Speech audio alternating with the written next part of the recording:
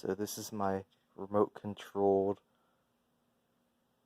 Power Wheels project.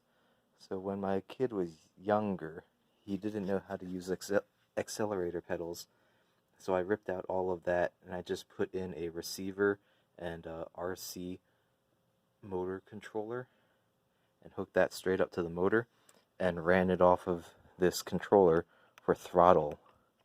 So now my kid is big enough that he can use pedals and knows how to drive with pedals now. So an issue is that the standard pedals are just on-off. It's kind of like you get a low speed or a high speed, and that's it. So of course I want proportional control, so I made these pedals with potentiometers in them, and I have them hooked up to a Arduino that's in this box. So the Arduino reads in the potentiometer inputs through the analog to digital converters, and then I have that scaling a PWM output signal to a Victor SPX motor controller.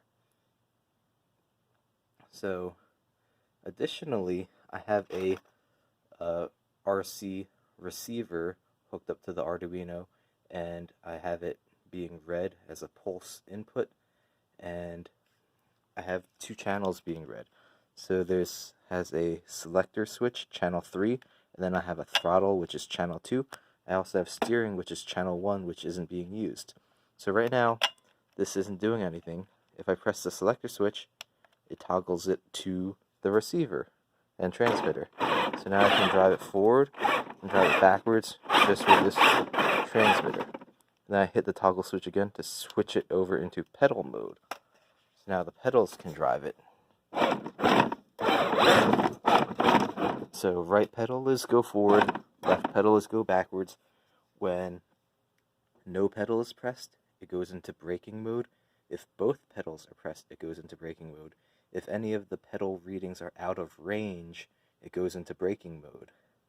So the only time it does not go into braking mode is if both pedal readings are in range and they are pressed, one at a time. But right now, the transmitter is toggled off.